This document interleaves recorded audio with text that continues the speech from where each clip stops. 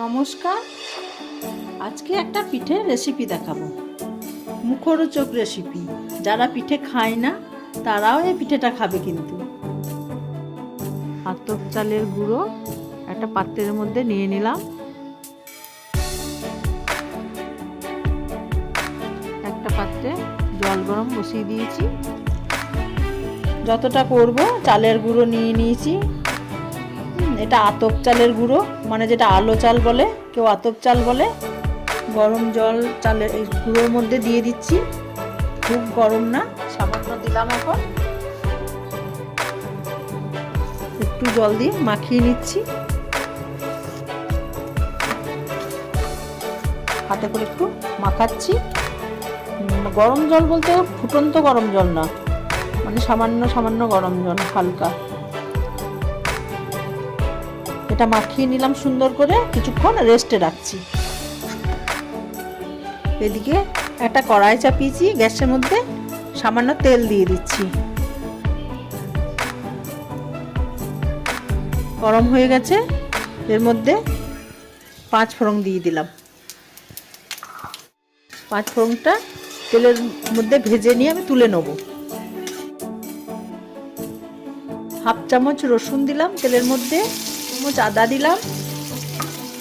একটু নেড়ে নিচ্ছি। আদা রসুনটা একটু ভেজে নেওয়ার পর টমেটো পেস্ট করে রেখেছি, ওইটা দিয়ে দিলাম। একটা কাঁচা লঙ্কা বাটা দিয়ে দিলাম।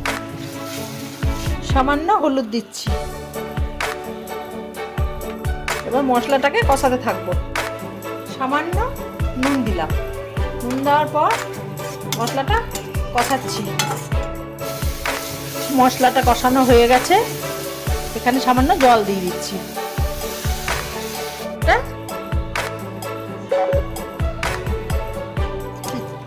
চাল বাটার মধ্যে দিয়ে দিলাম। ধনে পাতা বাটা দিয়ে দিলাম। মশলাগুলো দেওয়ার পর চাল গুঁড়িটা মাখিয়ে নিচ্ছি। গরম জল, মানে উষ্ণ গরম জল। এর মিশ্রণটা কেমন হয়েছে দেখুন। ঠিক এরকম রাখতে হবে। তাওয়া চাপিয়ে দিয়েছি, বেগুনে বুকিটা দিয়ে তাওয়াটার মধ্যে তেল দিয়ে দিলাম। কতবার নিতে হবে, কতবার এইভাবে নেড়ে নিতে হবে।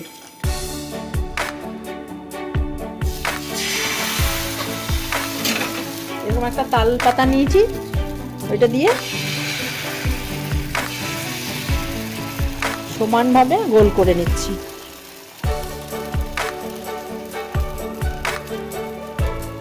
এবার একটা ঢাকনা দিয়ে দিচ্ছি। গ্যাসটা হালকা করে দিয়েছি।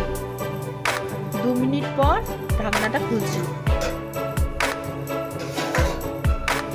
এবার গ্যাসটা জোরে করে দিলাম। সাইডগুলো ঠিক এইভাবে উঠিয়ে নিতে হবে। পাল্টিয়ে দিলাম, তুলে নিচ্ছি। আমি যেভাবে বানালাম পিঠেটা, সেইভাবে আপনারা বানিয়ে খেয়ে দেখবেন কেমন লাগছে।